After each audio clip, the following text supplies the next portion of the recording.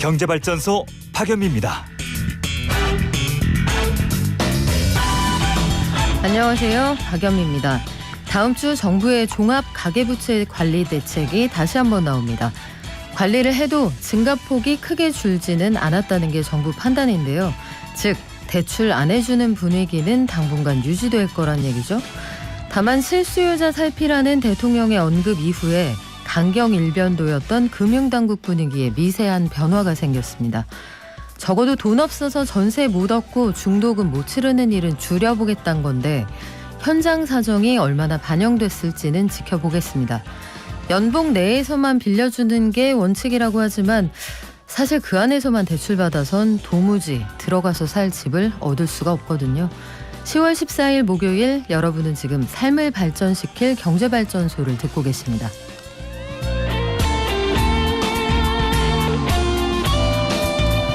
네, 좀 전에 말씀드렸던 추가 대출 규제 어떻게 윤곽을 잡게 될지 정리해드리고요. 시중에서 판매되고 있는 여러 분사형, 탈취제, 살균제, 살균력이 생각보다 높지 않았다 이런 소식도 들려오는군요. 그리고 21일부터 서울 시내 어린이 보호구역 이내에 차량 주정차가 전면 금지된다고 합니다. 아침에 아이들 데려다 주시는 학부모님들 이거 꼭 기억하시면 좋겠고 지난주 목요일에 이어서 MZ세대 소비 트렌드 알아보는 두 번째 시간입니다. MZ세대로 묶이지만 사실 M과 G 사이에도 상당한 차이가 있거든요.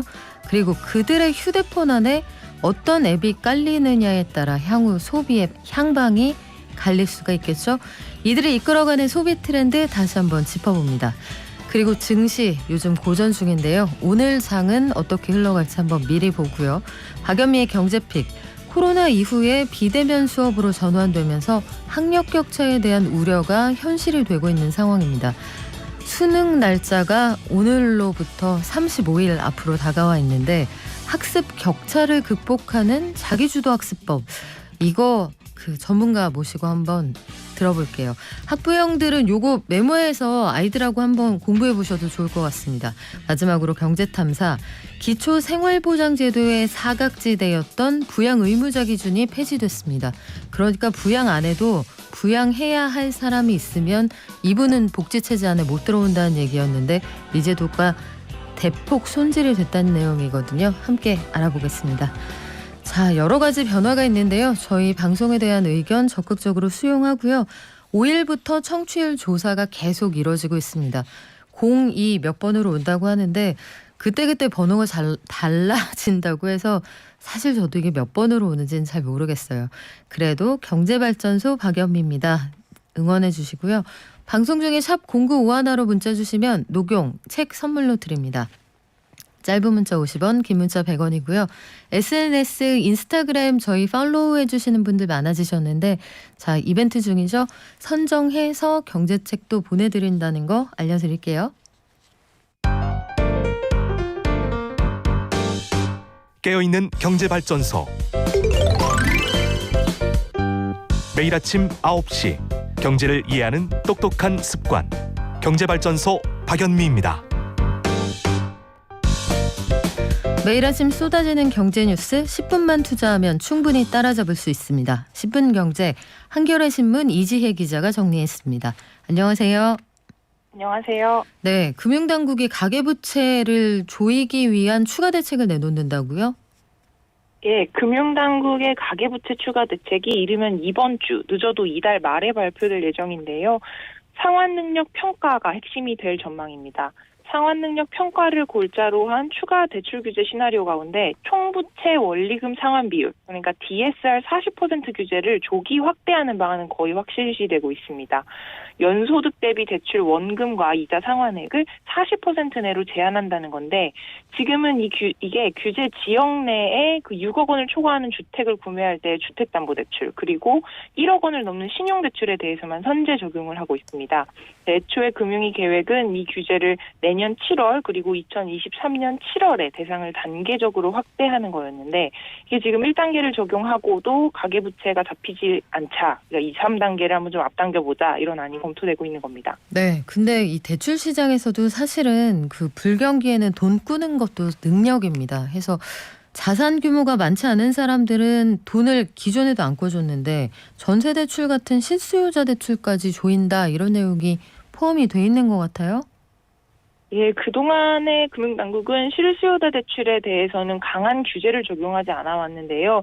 최근에는 전세 대출이 가계부채 급증의 원인으로 꼽히면서 분위기가 좀 달라졌습니다. 그래서 전세 대출 규제로는 기존 계약을 갱신하는 사람들의 대출 한도를 보증금 인상분 이내로 제한하는 조치가 예상되고 있습니다. 지금까지는 전세 대출을 받을 때 보증금 총액의 최대 80%가 가능했는데요. 앞으로는 증액분에 대해서만 대출이 가능한 구조로 만든다는 겁니다. 또 DSR 산정을 할 때 전세 대출을 포함하는 방안도 함께 거론되고 있고요. 추가로 대출을 조이면 이게 이금융권으로 풍선 효과가 일어날 수도 있어서 카드론에도 DSR을 조기 적용하는 방안도 유력한 시나리오로 꼽히고 있습니다. 네, 마음의 준비 단단히 하시고 계셔야 될 것 같은데 자, 이번에는 우리가 일상에서 많이 사용하는 이 칙칙 뿌리는 탈취제, 살균제, 세정력이 생각보다 높진 않은 모양이네요. 예, 어제 소비자원에서 온라인 판매 중인 분사형 편백수 탈취제 중에서 살균, 향균 기능이 있다고 표시된 20개 제품에 대한 살균력 검사 결과를 공개했습니다. 그 환경부 가이드라인에 따르면요, 살균 효능이 있다고 광고를 하려면 표적 생물체에 대해서 99%에서 99.999%의 감소율을 보여야 하는데요. 다수의 제품이 이 기준에 들지 못한 것으로 나타났습니다. 탈취제로 신고된 7개 제품은 대장균에 대한 살균력이 13% 수준에서 93% 사이에 그쳤고요. 편차가 너무 큰 거 아니에요? 예, 7개 제품이다 네, 보니까 아마 네. 그 안에 편차가 있는 것 같아요.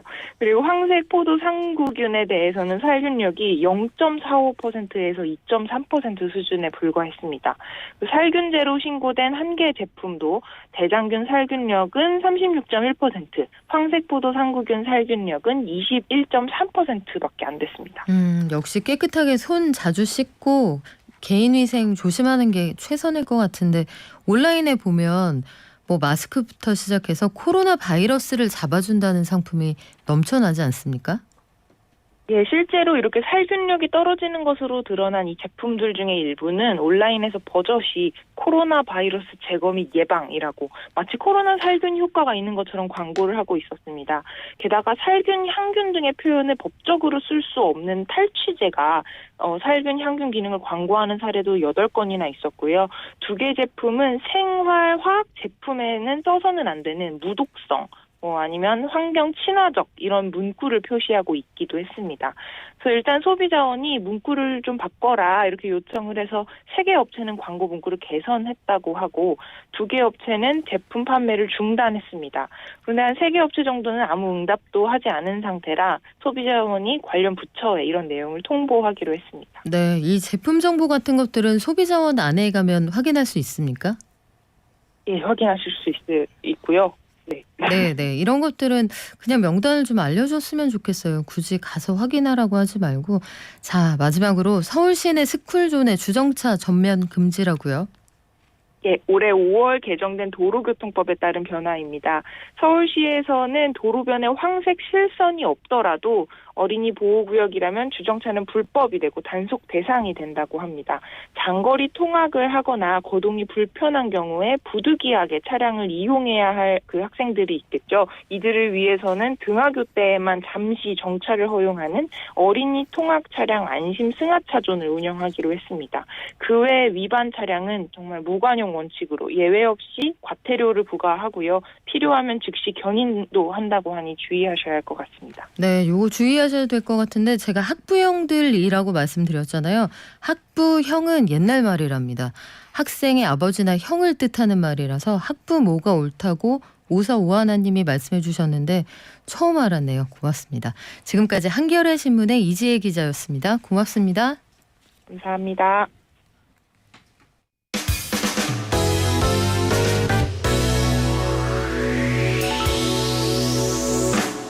경제를 아는 가장 최고의 지름길. 첫 번째, 매주 평일 오전 9시부터 1시간 TBS 라디오 FM 95.1MHz와 TBS 앱을 엽니다. 두 번째, 유튜브와 팟빵을 통해 언제든 경제발전소를 만날 수 있습니다. 매일 아침 9시 경제를 이해하는 똑똑한 습관. 경제발전소 박연미입니다.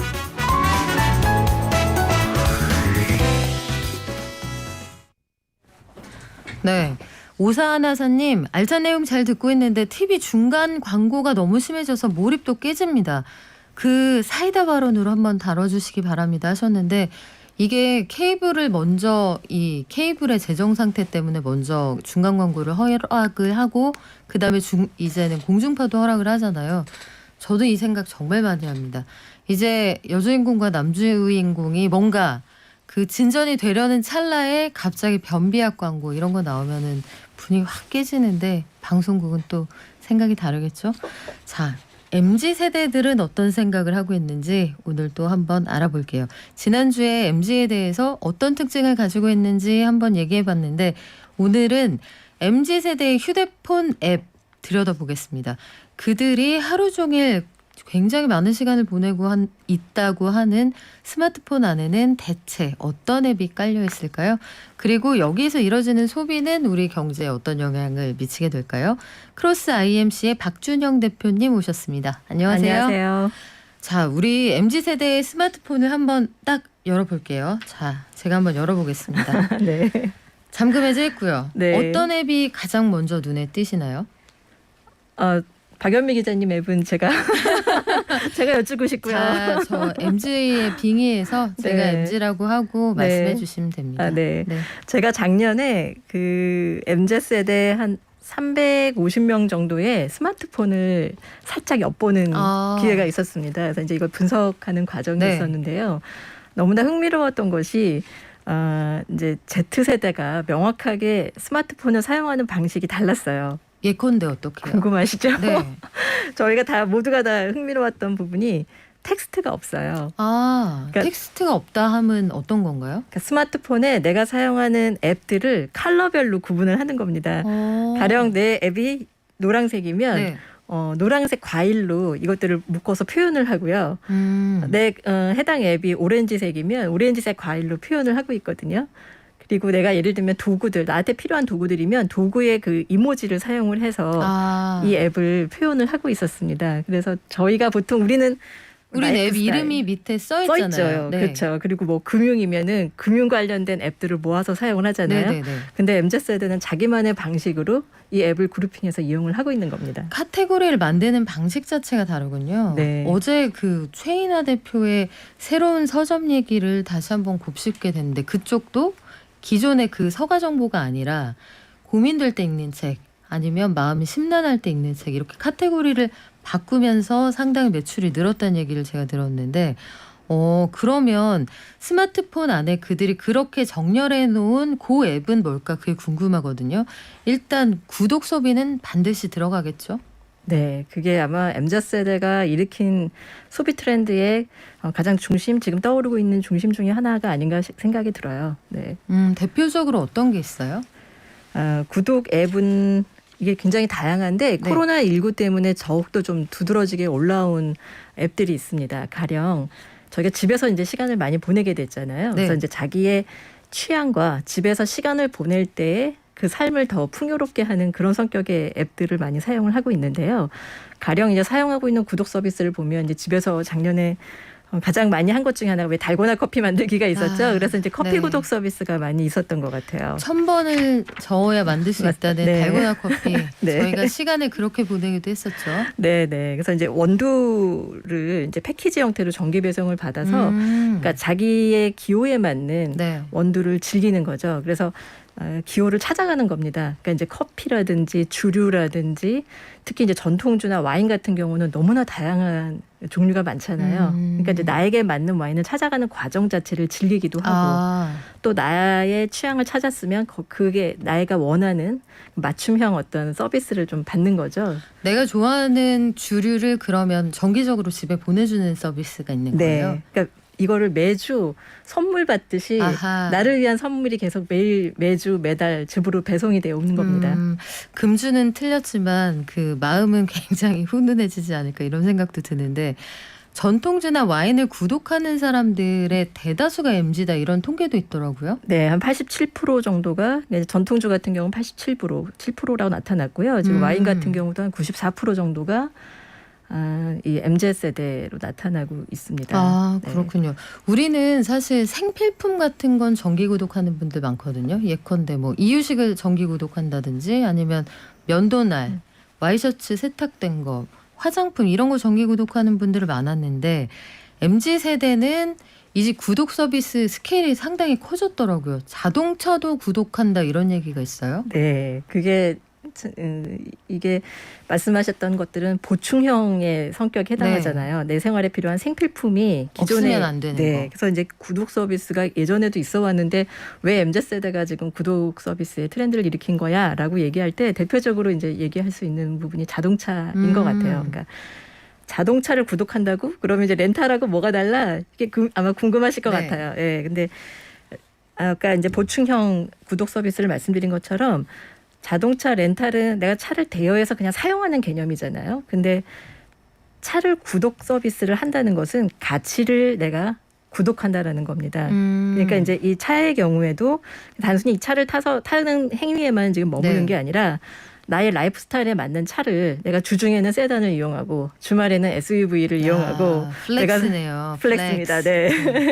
스포츠카를 타고 싶을 때는 스포츠카를 탈 수 있는 그러니까 내가 원하는 라이프 스타일에 맞출 수 있는 부분이 크고요. 그리고 내가 어떤 최초의 소비 지금 이제 자동차 이제 브랜드도 뭐 기아나 현대 같은 곳에서도 이제 기아 서비스를 하고 있는데 이 차를 구매하기 전에 최초 서비스를 이용하고 싶은 밀레니얼 세대가 제일 이제 이용을 많이 한다고요.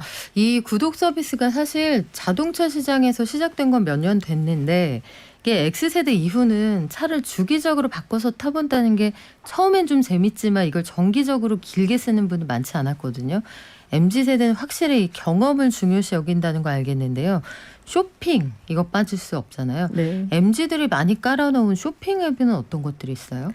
쇼핑 앱 정말 다양하죠. 네. 이것도 정말 본인의 취향만큼 다양한 플랫폼들을 이용을 하고 있는데요. 재미있는 게 많을 것 같기도 해요. 네. 쇼핑만 하는 건 아닐 것 같다는 생각이 드네요. 네, 지금 사실은 밀레니얼 세대에서 좀 두드러지게 보이는 커머스의 특징은 커뮤니티예요. 그러니까 내가 같은 상품을 사면서 그 상품을 산 사람들이 왜 요즘은 다 후기를 댓글을 달잖아요. 그게 일종의 팬덤처럼 형성이 되죠. 맞습니다. 네. 그래서 그 댓글 놀이를 하는 건데 내가 같은 취향에 나는 이래서 좋았어, 나는 이래서 좋았어라고 얘기를 하면서 이게 이 댓글 안에서 대화가 일어나고 커뮤니티가 형성되는 그래서 이렇게 느슨하지만 네. 되게 공감대가 큰 어떤 커뮤니티가 일어나고 있는 게 특징이라고 볼 수 있어요. 그래서 이제 패션이라든지 뷰티라든지 특히 이렇게 라이프 스타일과 관련이 깊은 어떤 인더스트리의 경우에는 이 커뮤니티를 형성하는 게 굉장히 중요한 부분이라고 말씀드릴 수 있을 것 같아요. 우리들의 아이디어를 모아놓은 앱도 있고요. 그리고 재밌는 걸 모아놓은 앱도 있던데 이런 데 가는 이유는 뭔가요? 놀이라고. 쇼핑 쇼핑이? 자체가 네, 쇼핑이 소비가 놀이의 영역으로 지금 두드러지게 확산되고 있다라고 말씀드릴 수 있을 것 같아요. 그러니까 쇼핑을 귀찮아하는 게 아니라 내가 원하는 것들을 찾아가는 재미, 고르는 재미가 있는 거죠. 이 디지털 세상에 우리가 살고 있기 때문에 네. 이제 가능한 영역이라고 말씀드릴 수 있을 것 같아요. 그 아이디어가 많은 그 회사 있죠. 그 회사는 지금 유저가 얼마나 됩니까? 제가 알기로 이용자가 2020년 기준으로 1,000만 명이 넘은 걸로 알고 있습니다. 와, 어마어마하네요. 1,000만 명 이상이면은 대한민국의 경제활동 인구가 대략 4,300만 명이라고 하니까 경제활동 인구의 4분의 1이 그 앱에 가입이 돼 있다는 거네요. 예, 맞습니다. 어마어마한 숫자인데 사실 우리가 흔히 보는 유행 이런 것들도 이제 앱에서 시작되는 경우가 많습니다. 신발이 되게 많은 곳이라고 해서 시작한 무지무지 신발 많은 그곳은 이른바 모나미 패션을 창시한 곳이기도 하거든요. 하얀 운동화에 까만 바지에 하얀색 셔츠 이런 것들을 앱이 주도한다고 하면 MZ세대가 휴대폰에 어떤 앱을 깔고 있느냐 요것만 공부를 해도 앞으로 시장에서 적어도 실패하진 않겠다 이런 생각이 듭니다. 맞습니다. 오늘 정말 많이 준비를 해주셨는데 우리 MZ의 소비 트렌드 키워드 마지막으로 한마디로 정리해 주신다면 뭐가 될까요? 굉장히 어려운 질문인데요. 한마디로 정리를 하라고 하시니까 네. 저는 사람과 사람의 연결에서 나오는 따뜻한 아날로그적인 감성, 휴먼 터치 이게 소비로 연결되고 있다라고 볼 수 있는데요. 그래서 후원하는 문화, 네. 구독하는 문화 네. 이런 것들이 지금 결국에는 다 같은 좀 연결선상에서 보여져요. 아까 뭐 무지무지 아이디어가 많은 회사 말씀 주셨는데 네. 그 회사도 사실은 이 맥락에서 후원의 문화로 작가와 내가 연결되고 그래서 내가 단순히 비용만을 지불하는 게 아니라 거기는 애누리라는 개념이 있어요. 네. 그 비용까지 추가로 작가에게 후원의 개념으로 지불하고 있거든요. 이제 그게 크라우드 펀딩하고도 사실 또 좀 연결되어 있는 맥락이 있습니다. 네, 앱 세상에 살지만 여기에도 온기가 있는 서비스들이 잘 나간다. 이거 좀 고민해 볼 만한 부분이 있네요. 지금까지 크로스 IMC의 박준영 대표와 함께했습니다. 고맙습니다. 네, 감사합니다. 자, 코로나19 확산세가 심각한 상황인데 불필요한 이동 자제해 주시고요. 오늘부터는 사전 예약 없이도 의료기관 방문하시면 백신 접종하실 수 있거든요. 우리가 이동하지 않으면 코로나도 이동할 수 없습니다. 적극적으로 협조해 주시기 바랍니다.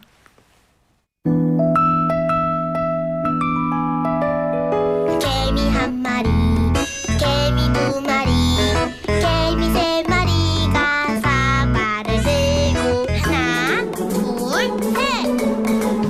영차, 영차, 영차, 영차. 서상영 본부장님 나와 계시죠? 네, 안녕하십니까. 네, 미래에셋증권 미디어 콘텐츠 본부의 서상영 본부장님과 함께 우리 증시 핵심만 쏙쏙 뽑아볼 건데 간밤 뉴욕 증시부터 가볼게요. 일단 미국 증시 같은 경우는 본격적인 실적 시전이 시작되면서 상승 출발하긴 했었지만 실적 발표했던 금융주와 항공주 중심으로 매물이 줄어들면서 한때 낙폭을 좀 더 확대하기도 했었고요. 그런데 이제 백악관에서 최근 들어서 인플레 상승세가 이어지고 있지만 이걸 둔화되고 있다라고 주장한 이후에 이를 위해서 우리가 할 수 있는 건 모든 걸 다 하겠다라고 하면서 결국은 보합권으로 마감을 했습니다. 특히 이제 기술주 중심의 나스닥의 상승폭이 두드러진 하루였습니다. 네, 미국 실적 시즌 시작됐는데 오늘 어떻게 발표가 됐습니까? 일단 뭐 JP모건이라는 대형 금융주가 은행주가 이제 실적 발표를 했는데 예상을 당연히 뭐 크게 상회했고요. 특히 이제 트레이딩 부분, 그러니까 주식 매매, 채권 매매, 위안시장 매매 이런 것들에서 크게 수익을 났다라고 보시면 될 것 같아요. 그런데 문제는 세부적으로 보니까 대손 충당금, 지난번 팬데믹 때문에 대출 부실 우려 때문에 쌓아놨던 대손 충당금 21억 달러가 유입이 됐고요. 그다음에 매출에서 가장 큰 비중을 차지하는, 그러니까 핵심 영업망이라고 봐야 되겠죠. 소비자 및 커뮤니티 뱅킹에서 3% 정도 감소하면서 전체적으로 좀 많이 빠졌습니다. 그러다 보니까 뭐 금융주도 빠졌고, 델타항공 같은 경우는 항공업종이 이제 팬데믹 이후에 가장 큰 피해를 봤는데 이번에 처음으로 흑자로 전환을 했었어요. 네. 그런데 이제 CEO가 근데 유가가 너무 상승해가지고 우리 다음 분기에는 적자로 전환할 거야라고 하면서 이제 항공업종 대부분 다 하락을 하는 모습을 좀 보였죠. 뭐 근데 이제 기술주들 같은 경우는 실적 발표한 기업들 같은 경우는 견고하고 다음 가이던스도 높게 하고 하다 보니까 상승폭을 좀 더 확대했고요. 차별이 좀 있었습니다. 다음번에는 하락할 것 같다 이런 얘기는 안 하면 안 돼요. 미국 증시에서 항상 그런 얘기를 하더라고요. 그렇죠. 그게 전반적으로 네. 반드시 요구하는 분위기예요, 이사회에서? 꼭 그렇지는 않는데 네. 면피용이라고 보시면 돼요. 아. 미국에 보면 미국의 어닝 서프라이즈율이 상당히 높습니다. 거의 네. 70% 80%가 뭐 시장 예상치를 크게 상회하고 뭐 그러는데 뭐 그걸로 인해서 좀 나쁘게 나와도 주가가 상승하는, 그러니까 주저자본주의의 하나의 흐름인 거죠. 그렇군요. 우리 시장은 어떻습니까? 일단 뭐 전반적으로 물가도 안정돼 있고 백악관에서 뭐 여러 가지 조치를 취한다고 하니까 상당히 좀 좋은 모습을 좀 보이고 있고요. 특히나 달러 환율이 어제도 1,200원 근처를 뭐 트라이하는 모습을 좀 보였었는데 오늘은 1,188원까지 빠지면서 좀 안정을 찾고 있는 모습 때문에 대체적으로 시장은 1% 정도 상승을 하고 있고요. 2,974포인트, 그러니까 3,000포인트, 내일 정도 3,000포인트 도전했으면 좋겠습니다. 네, 뭐 중국 수출이 전력 부족에도 여전히 괜찮았다 이런 소식도 들어와 있으니까 기대 한번 걸어볼게요. 지금까지 미래에셋증권 미디어 콘텐츠 본부의 서상영 본부장이었습니다. 고맙습니다. 네, 감사합니다.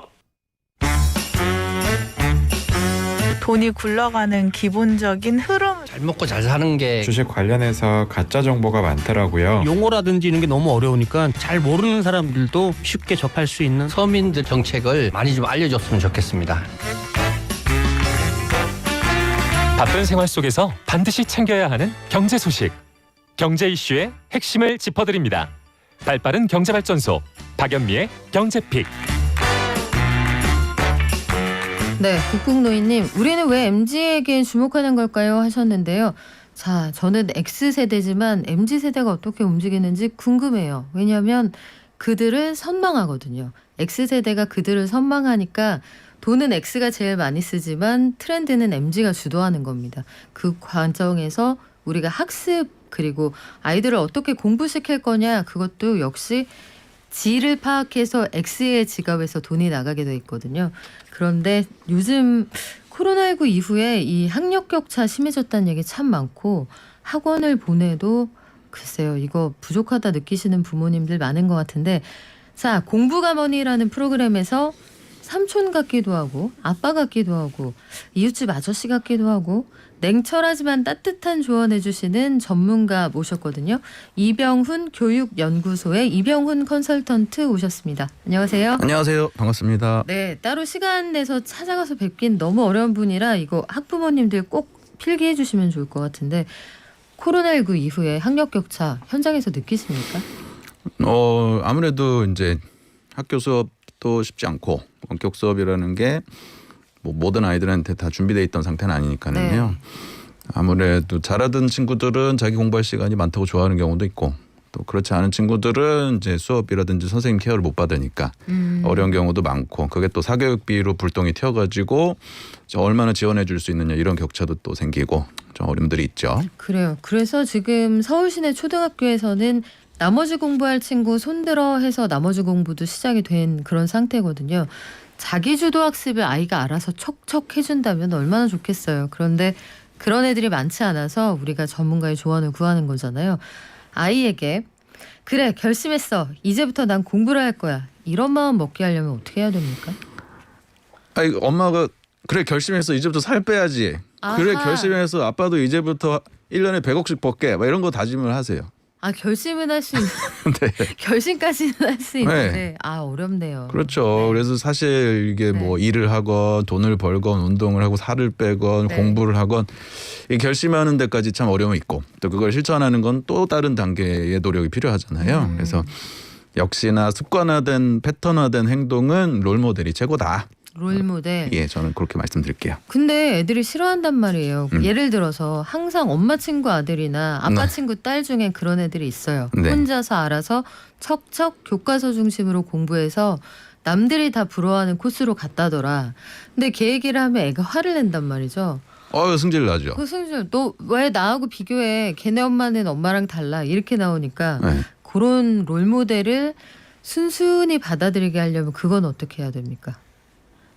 일단 학생 입장에서 마음을 생각해 보면 엄마한테 엄마 옆집 아주머님은 저기 이번에 10kg 빼셨던데 엄마는 뭐 하고 계신 거예요? 옆집 아빠는 지금 연봉 10억 받는다는데 아빠 지금 뭐 하고 있어? 빨리 일어나서 출근하세요. 이러면은 기분이가 안 좋죠. 갑자기 그 뼈가 아픈데요. 그렇죠. 네, 뼈를 맞은 느낌. 아이들도 마찬가지예요. 이게 사실 네. 태어나서 처음 하는 공부고 자기도 서툴러서 어찌할 바를 잘 모르겠는데 그냥 우리 부모 세대는 좀 스스로 알아서 하기만을 많이 요구하는 경우들이 있죠. 근데 부모들도 그 빠듯한 시간에 빠듯한 예산을 가지고 하느라고 그렇죠. 하는데 잘 안 되는 거잖아요. 네. 그러면 우리 실전편으로 한번 가보자고요. 일단 이 친구들의 마음을 돌리고 뭔가 행동의 변화를 이끌어 가려면 네. 101 어떤 것부터 하면 됩니까? 행동 변화는 저는 이제 강의 때 말씀드리는데요. 상담 때나 이불부터 개자. 이불. 옷 좀 갈아입자. 샤워 좀 하고 선생님 온라인 수업 좀 듣자. 아이들에게. 네네. 가장 기본적인 거 아까 원어원이라고 네. 하셨잖아요. 가장 기본적인 거가 에브리띵일 수도 있어요. 아이들 보면은 머리도 안 감고 그냥 잠옷 입고 어기적 온라인 컴퓨터 키고 막 이런 경우 되게 많거든요. 네. 그래서 가장 주변에 있는 자기 생활부터 개선하는 게 심각하게 공부를 빡세게 해야겠다라는 다짐을 하는 것보다 더 우선이 하지 않는가 이렇게 생각이 됩니다. 정돈된 생활. 그러니까 일단 선생님을 만나기 전에 네. 의관을 정제해라. 외관 정제하고 컴퓨터 앞에 앉기 전에. 세수도 좀 하고 제발. 그렇죠. 그래서 내가 이제 뭔가를 시작한다는 그 느낌을 스스로에게 주는 거군요. 그렇죠. 학교 다닐 때와 다를 바 없이 자기의 루틴한 생활을 만들어 나가는 게 출발점이고 그 다음에 뭐 조그만 노력이 성취감으로 연결된다든지 뭐 동료들이 잘 해내는 모습으로부터 자극을 받는다든지 네. 아니면 뭐 진학 목표를 세워 본다든지 이런 욕심을 점점 낼 수 있는 거죠. 근데 작은 출발이 없이는 늘 좀 게으르고 나태한 생활이 반복되니까. 그래요. 네. 그러면 계획표를 짜라는 조언도 해주셨는데 네네. 저희 집에 있는 친구도 계획표는 기가 막히게 짜거든요. 네. 근데 효율적으로 사용을 못한다는 게 문제인데 네네. 요거 어떻게 하면 될까요? 계획 뭐 기본적인 원칙은 그거예요. 첫 번째는 투두 리스트 정도라도 좀 제발 좀 하자. 반드시 해야 되는 예, 것들. 할 일 목록 정도라도 써보고 그걸 하나씩 다 하면서 이렇게 X표 치는 맛. 아, 했구나. 하나씩 클리어하는 네. 그거부터 일단 출발하는 것도 좋고 그게 이제 됐다 하면은 만족하지 말고 진짜 플랜으로 가는 거죠. 그때는 무엇을 얼만큼 얼마 동안 어떻게 하겠다. 요걸 다 정리해서 써볼 필요가 있어요. 예를 들면은 뭐 공부를 어떤 수학 문제집을 몇 페이지를 푸는데 내가 통상 한 페이지 풀 때 이 정도 걸리니까 5페이지면은 몇 분 걸려야 되고 시간까지 써야 네. 되군요. 그러고 오답 노트를 좀 작성해 보자. 네. 이런 것들을 구성하는 게 이제 플랜이 되겠죠. 여기까지 이제 힘들게 왔어. 잘 왔어. 네. 그 다음 단계 한 발짝만 더 욕심을 내자 하면은 공부를 하고 나서 내가 한 공부 내용을 꺼내서 출력해 보는 연습. 아이들 상담해 보면 어제 저녁에 뭐 먹었냐고 물어보면 그것도 답하기 힘들어요. 왜일까? 갑자기 갑자기 어제 저녁에요. 뭐 네. 짜장면 먹었나 막 이러거든요. 네. 그럼 공부한 거는 그저께 공부한 건 과연 얼마나 있을까? 네. 이상하게 휘발성이 강하더라고요. 그럼요. 그래서 공부하고 나서 그날 공부했던 엑서사이즈란 단어가 권한을 행사한다는 희한한 뜻이 다 있네. 서제스트가 암시한다는 의미가 있었어. 뭐 실험 과정은 이렇게 써볼 수 있나? 인수분해 공식은 내가 책 안 보고 써볼 수 있어? 등등 공부한 내용을 좀 꺼내서 출력해보는 입출력의 밸런스가 진짜 이제 스터디 기능을 만들어주는 거죠. 투입 대비 산출이 얼마나 있나까지 확인을 해보자. 자, 공부할 때 머리를 쓰라고 하셨어요. 네네네. 저는 그 지적이 참 재밌었는데 공부할 때 보통 원래 머리 쓰지 않습니까? 몸을 쓰는 애들이 있어요. 엉덩이를 쓴다는 뜻인가요? 학교 때 기억나십니까? 맨 앞에 앉아가지고 필기를 하는데 성적은 묘한 친구들이 있었어요. 성적은 항상 이어폰 꼽고 공부하는 친구들. 그렇죠. 네. 그래서 성적은 좀 아쉬움이 있는 그런 친구들 몸으로 공부하는 거고요. 또 수학 문제집 풀었을 때 다 맞았다고 동그라미 막 치는 애들이 있어요. 네. 그 사실은 문제푸는 몸으로만 공부했지 머릿속에서 모르는 상태로부터 아는 상태로 전환된 양은 없는 거죠. 네. 그리고 또 저러는 거 있죠. 자습서 딱 펼쳐놓고 네. 공책 옆에 놓고 글자 수 줄이기. 나는 오늘 뭐뭐뭐뭐 식당에 가서 아침으로 곰탕을 먹었다라는 문장이 있으면 노트에다가 아침 땡땡 뭐뭐뭐뭐 식당 곰탕. 요거 쓰는 게 공부냐 이거예요. 아하. 이건 그냥 몸으로 시간만 많이 썼을 뿐 사실 머릿속은 별로 이렇게 가동된 게 없죠. 그러면 머리를 풀가동해서 한정된 시간에 밤 안 새우고 공부하는 방법은 뭐예요? 공부라는 게 총 공부 시간이 있고 순 공부 시간이 있고 순 공부량이 있어요. 아하. 총 공부 시간은 엉덩이 붙이고 앉아있는 모든 시간. 네. 순 공부 시간은 거기서 이제 집중을 해서 공부한 시간. 순 공부량은 그 와중에 모르는 상태로부터 아는 상태로 전환된 양.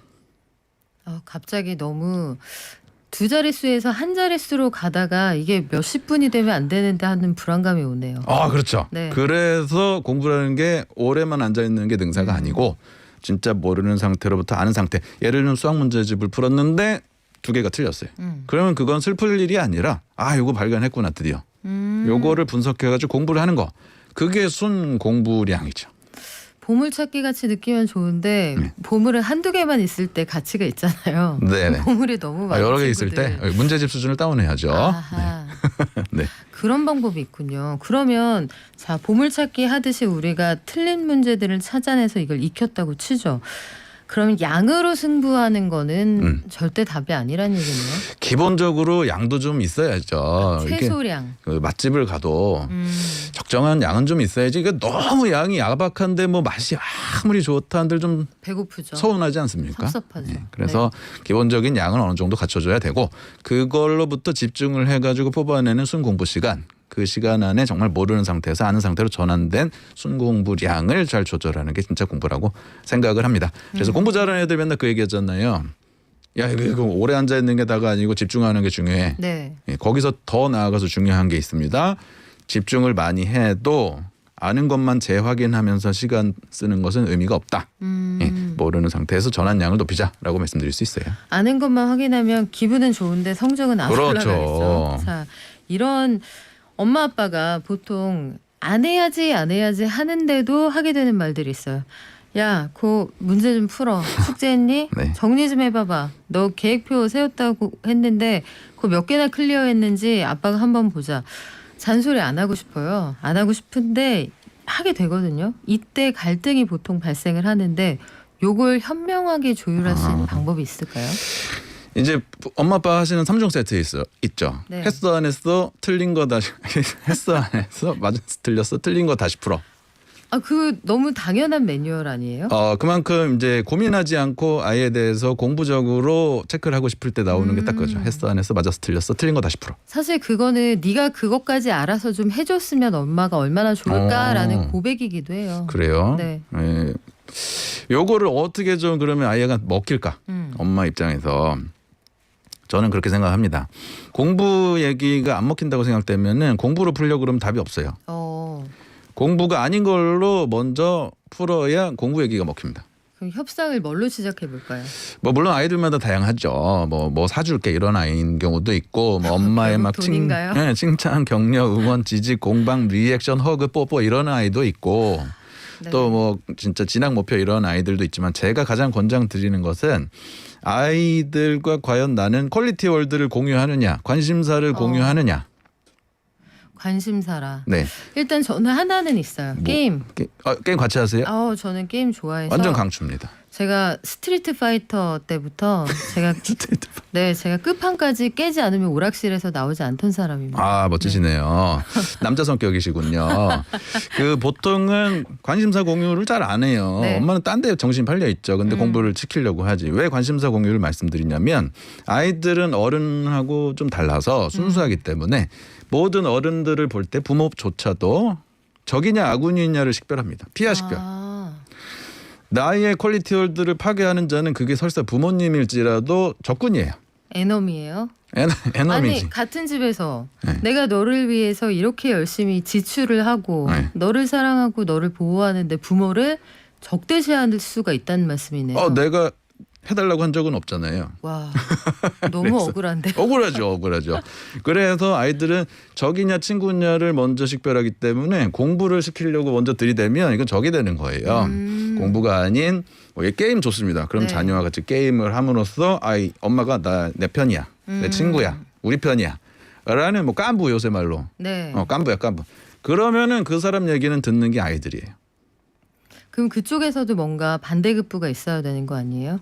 내가 너를 위해서 네가 이란전에서 1대1로 비겨서 속상해서 피파 모바일까지 같이 했으면 그 친구도 숙제는 다 해서 엄마를 좀 뿌듯하게 해줘야 되는 거 아닌가요? 충분히 같이 함으로써 아이한테 부채감, 채무감이 느껴지면 그제서 그렇게 말씀하셔도 먹혀요. 근데 안 하다가 그냥 어느 날 갑자기 문득 잠깐 게임한다고 해서 되는 문제는 아니죠. 그죠. 게임을 규칙적으로. 네. 꾸준히 관심사를 공유하고 예를 들면 그게 뭐 방탄소년단이다. 그럼 방탄소년단에 관련해서 진짜 팬덤을 가지고 따님하고 지내는 그 시간이 결국 의무감, 해야 되는 것, 미션에 해당되는 공부를 얘기할 수 있는 토대를 만든다. 라고 말씀드릴 수 있어요. 일단 인간관계군요. 이것도 공감대가 있어야. 밀당이에요. 그러네요. 자녀 공부시키는 것도 정확히 밀당이에요. 이것도 인간관계라서 내가 너를 낳았고 내가 너를 사랑한다는 사실은 하늘이 알고 땅이 알고 너가 아니. 근데 너는 모를 수도 있다는 얘기네요. 모를 수도 있고 요청한 적도 없고. 아니 내가 언제 감사하지만 나와서 이렇게 알뜰살뜰 보살펴달라고 했어? 이런 생각도 할 수 있다는 게. 아, 그럼요. 자, 뒷목 잡으시는 부모님들 많으시겠지만 질문을 좀 전해드릴게요. 4177님, 계획표대로 잘 실행했을 때 그때마다 보상해 주는 게 좋을까요? 초등학교 1학년 학생 부모님이시네요. 보상이 먹히는 아이들이 있어요. 모두가 보상만으로 움직이진 않습니다. 세상은 모두가 월급 급여만 가지고 움직이진 않거든요. 그쵸. 비전이 중요한 사람도 있는 거고요. 자기의 어떤 꿈이 중요한 사람도 있는 법이에요. 만약 자녀분이 보상이 잘 먹히는 타입이라고 한다면 보상을 해주세요. 단 그 보상은 우리가 생각하는 뭐 하면은 뭐 사줄게만 해당되지는 않습니다.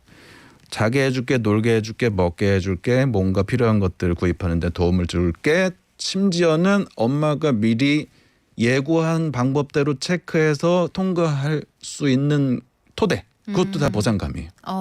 예. 그래서 심리적, 정서적, 물질적 보상 모두를 통칭하는 단어니까는요. 보상을 너무 이렇게 뭐 사줄게로만 생각하실 필요는 없습니다. 그래요. 리트리스님은 중학교 따님을 두고 계신데 오답노트가 말로는 쉽지만 이거 쉽지 않잖아요. 없죠. 굉장히 번다한 작업이긴 한데 오답노트 쓰는 팁이 있습니까? 팁이 있습니다. 어떤 게 있나요? 아이 비싼 건데. 네, 비싼 건데 특별히 경제발전. 사실 뭐 유튜브에도 다 올려놨어요. 뭐냐면은 보통의 오답노트는 다시 풀어서 맞추는 재풀이 노트인 경우가 허다합니다. 그렇게 쓰는 거 아니에요? 아니에요. 99.8%는 재풀이 노트였어요. 제가 바로 그 99.8을 그렇죠. 네. 네. 0.21% 정도는 저런 거 하는 경우가 있어요. 틀린 이유 적는 애들이 있어요. 네. 그 정도가 이제 제일 열심히 하는 애들이죠. 근데 틀린 이유라고 해봤자 실수했어요. 개념 부족이에요. 문제 생각이 안 났어요. 저하고 안 맞았어요. 이 문제가. 안 맞았어요. 네. 수학은 DNA가 없나 봐요. 뭐 이런 거 한단 말이에요. 그게 아니고 맞는 풀이와 자신의 틀렸던 풀이, 타산지석이 아닌 자산지석이지. 요 두 개를 같이 쓰고 비교해서 정확한 틀린 이유를 쓰고요. 내가 뭘 놓쳤는지. 그렇죠. 네. 그리고 그 문제가 필요로 했던 개념, 공식, 정의, 정리도 써보고 그 문제를 아이디어 발상하는 발상 방법이나 과정도 써보고 그 문제에서 실수할 수 있을 만한 포인트도 써보고 풀이 과정에서 좀 신박한 과정이 있다 그러면 그런 것도 좀 써보고. 내가 나한테 나의 실수를 통해 알려주는 거군요. 그렇죠. 그래서 이런 것들을 써보는 게 진짜 수학 공부고 사실 우리가 수학 문제를 풀면서 머릿속에 들어가길 바랬던 건 아마 그게 아니었을까? 근데 그거는 써놓지 않고 그냥 풀이 과정만들 우리는 썼죠. 그걸 리마인드하는 건 해설지에 다 나와 있으니까 사실 크게 의미 있는 건 아니네요. 그 해설지에 나와 있는 거를 아이들이 제대로 보고 익히지 않아요. 대부분 풀이 과정에서 답만 맞추죠. 아하. 그래서 수학 공부라는 거는 풀이 과정도 중요하지만은 그 문제가 포함하고 있는 이런 배경, 백그라운드 정보들 이런 걸 노트화해서 정리해 놓고 나는 당장은 풀 수 있을지 모르지만 3개월 후에는 풀 수 없을지도 몰라. 그러니까 난 적어놔야지 라는 태도로 공부하기를 부탁드립니다. 그래서 같은 함정에 계속 빠졌구나 이걸 이제 깨달을 수 있는데 저는 그런 경우는 참 난감할 것 같아요. 예컨대 국어나 영어, 사탐 요쪽에 밝은 친구들 중에는 나는 수학은 정말 쥐약이에요. 너무 싫어요. 이런 친구들이 있는데 안타깝게도 우리나라에서 원하는 학교에 가고자 하면 수학을 반드시 잘해야 됩니다. 그렇죠? 맞습니다. 그 수학을 놓치면 그 또 수학이라는 과목 그 고민하신 분들 많은데 이게 나중에 회복하기가 네. 그 궤도에 다시 들어가기가 너무너무 어려운 과목이기도 하잖아요. 이런 친구들은 초등이건 중등이건 고등이건 어떻게 대처를 하면 좋을까요? 질문을 정리하면 궤도 이탈된 상태로 수포자로 또랑으로 빠지고 있다가 네, 다시 어떻게 돌아오려면 건져낼까요? 어떻게 해야 되느냐? 네. 회복하려면 초등학교 이런 거 있어요. 일단 첫 번째 제일 조심하실 게 수포자라든지 재학년 거 어려워하면 보통의 어른들은 야 진도 나가던 거를 그만하고 예전 거를 보강하자 이렇게 생각할 수 있어요. 기초부터 다시. 네. 근데 그거 조심하셔야 돼. 왜냐하면 재학년 진도나 선행은 조금씩 하던 거 있잖아요. 뭐 6개월 정도. 네. 그런 것들은 하면서 예전 걸 보강해야 됩니다. 어른 같지 않아요. 애들은 야, 넌 능력이 안 되니까 이거 그만하고 후속 학습만 하자. 재진도만 하자 그러면은 자존심 상해. 슬퍼. 아무리 못해도 내가 못한다는 걸 꼭 이렇게 확인당하는 게 좋을 리는 없어요. 그래서 후행학습을 하면서도 재진도에 대해서는 함께 투 트랙으로 보강을 해줘야 된다는 걸 꼭 잊지 마십시오. 그게 초등이든 중등이든 고등이든. 속상함의 영역까지는 생각을 못했어요. 못하죠. 어른들은 어른의 전략적인 사고만 생각하지 아이들의 마음 심정을 잘 이해하기 되게 어려워요. 그렇군요. 여기 그런 질문도 주시네요. 4571님 학원을 선택할 때요. 애가 좋아하는 곳 위주로 보내는 게 맞습니까? 내가 보기에 괜찮은 학원이 맞습니까? 물어봐 주셨어요. 내가 보기에 괜찮은 비추천. 아이랑 맞지 않을 경우라면. 네. 그러니까 저 학원 가서 부모가 보기에는 공부 잘하는 애들 저 학원에 다 있어. 괜찮은 애들 저 학원에 있고 선생님 얘기 들어보니까 선생님 스펙 장난 아니야. 이런 데들 있잖아요. 그렇죠. 뭐 1타 강사가 있어. 또는 뭐 진짜 소 이름이 붙은 수학학원이 유명하단 말이에요. 네. 그런데 그러면 다 몰려간단 말이에요. 아니다 이거예요. 정서적이고 관계지향적이고 아이의 마음을 부들부들하게 잘 케어해줘야 되는 데서는 또 그런 과격한 심화라든지 진도 같은 게 어려울 수도 있거든요. 네. 그래서 뭐든지 옷이든 화장이든 헤어스타일이든 공부 학원 선택조차도 자기 아이하고 맞는 곳. TPO. 네, 그곳을 찾는 게 엄마의 문제 해결 능력입니다. 참 엄마가 해야 될 일이 이렇게 많은 줄 알았으면 엄마부터 엄마 학교를 한번 다녔으면 좋았겠다 생각 드는데 너무너무 궁금한 게 많습니다만 자 마지막으로 2022학년도 대학 수능 11월 18일입니다. 35일 남았는데 수험생들이 지금 할 수 있는 본인 관리에 최적화된 방법은 뭐예요? 저도 이제 1994년도 구사학번이신 말에 고학번이시군요. 고3이었어요. 네네. 예, 그때 기억이 납니다. 대부분의 학생들은 마치 고등학생이 되면은 하루 종일 공부만 할 거라고 상상하지만 막상 고등학교에 가보면 그렇지 솔솔 않죠. 놀고 네. 은근히 좀 어영부영하죠. 네. 고3이 되면 마치 뭐 그냥 하루에 10시간씩만 맨날 공부할 것 같지만 또 그렇지 않거든요. 네. 예, 솔솔 또 놀고 딴짓하고. 결국에는 공부라는 게 마지막 한 달. 요때 엄청나게 이루어집니다. 마지막 한 달이 의미가 있는 시간이군요. 엄청 세죠. 엄청 세. 다 레이스 끝난 것 같이 느껴지기도 하지만 그게 아니다. 그게 아니죠. 네. 그래서 뭐 마지막에는 그저 뭐 정리정돈만 하고 알던 것만 확실하게 굳히게 하자 이렇게 생각하는 경우가 많은데 저는 절대 그렇지 않다고 봅니다.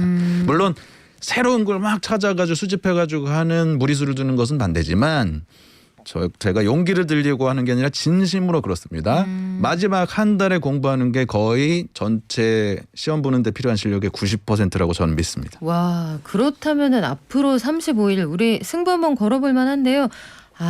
이병훈 컨설턴트님 자주 모시면 좋을 텐데 그 전에 한 번 더 모실 수 있을까요? 없을까요? 불러만 주시면 제가 언제든지 한번 다가오도록 하겠습니다. 꼭 한 번 더 오셔서 우리 학력 격차 줄이는 데 도움을 주시면 좋겠습니다. 지금까지 국내 최고의 컨설턴트 이병훈 컨설턴트와 함께했습니다. 고맙습니다. 감사합니다. 범람하는 거짓 정보와 가짜 뉴스, 공정한 경제를 말합니다. 깊이 있는 경제발전소 박연미의 경제탐사. 네, 기초생활보장제도가 좀 달라졌습니다. 부양 의무자 기준이 폐지됐다 이런 내용이 있는데 이게 구체적으로 어떤 뜻인지 한번 알아볼게요. 이정우 전 미디어오늘 편집국장 오셨습니다. 안녕하세요. 예. 자, 기초생활보장제도 수급자 선정은 어떻게 합니까? 소득이 중위소득을 기준으로 해가지고 30% 이하일 때 4가지 급여의 종류로 나누어 가지고 줍니다. 교육급여, 주거급여, 그다음에 생계급여. 그다음에 이제 의료 이렇게 해가지고 나눠 주는데 기준이 그 4개 급여가 약간씩 좀 다릅니다. 예. 부양 의무자 기준도 교육 같은 경우에는 15년도에 폐지됐고요. 네. 예. 전 정부였죠. 주거는 이 정부 들어와가지고 18년도에 폐지됐고 이번에 놓여진 건 가장 중심이 되는 생계급여 부분에서 이제 대폭 기준을 완화했는데 이걸 폐지라고 약간 좀 오버해가지고 보도를 한 그런 지점이 있습니다. 아, 그래요. 그럼 관련 보도 내용 한번 볼까요? 예. 이게 여러 언론이 쓰지는 않았고 한겨레만 그 보건복지부가 9월 30일 날 발표하고 10월 1일자에 보도가 나왔는데 보건복지부의 보도자료 내용 그대로를 베껴가지고 부양 의무자 기준이 60년 만에 폐지됐다. 이게 이제 제목이었습니다. 네. 따지고 보면은 완전 폐지는 아니고 재산이 9억 이상이거나 연소득이 1억 이하일 경우에만 이렇게 폐지하는 걸로 이렇게 됐거든요. 그러면 구체적으로 어떻게 달라집니까? 네. 그전에는 이제 그 부양 의무자가 있으면은 무조건 이제 돈을 못 받게 돼 있었던 거죠. 부양 의무자라는 게 만약에 고령의 부모님이다 하면 자식이 있다. 예, 1촌 이내에 직계 그렇죠. 좀비속 이렇게 되는 거죠. 예.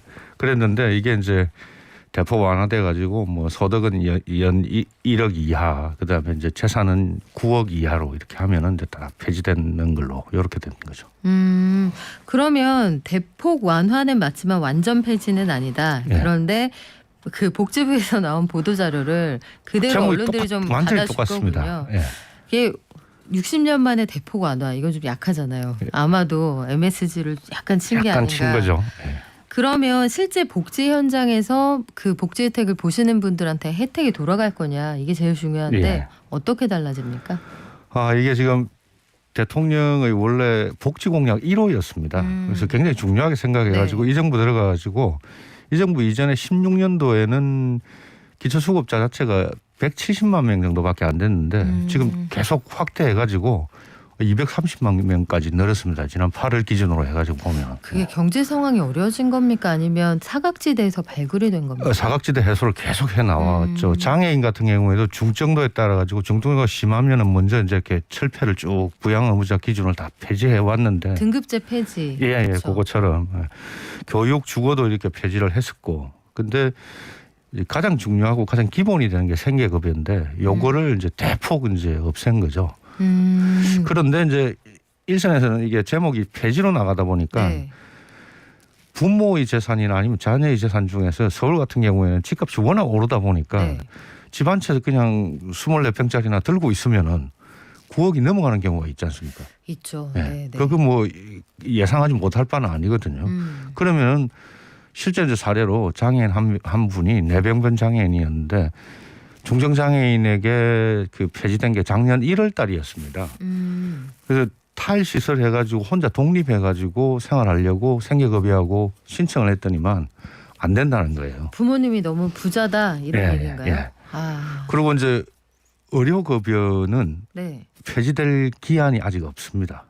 여전히 살아남아 있습니다. 그러니까 장애인에게 의료급여를 못 받는 거는 굉장히 큰 이제 불이익이죠. 그렇군요. 우리는 이게 완전 폐지됐다 해서 이제는 복지 사각지대에 계신 분들이 그래도 한숨 돌리겠다 했는데 그게 다가 아니었군요. 네, 한겨레도 그래가지고 10월 2일 날 그 바로 다음 날 다시 Q&A 형태로 기사를 다시 썼습니다. 이게 자세히 보니까 완전 폐지가 아니거든요. 그렇군요. 그런 부분들이 아직 남아 있었다는 건 딱 경제발전소에서만 들으실 수가 있습니다.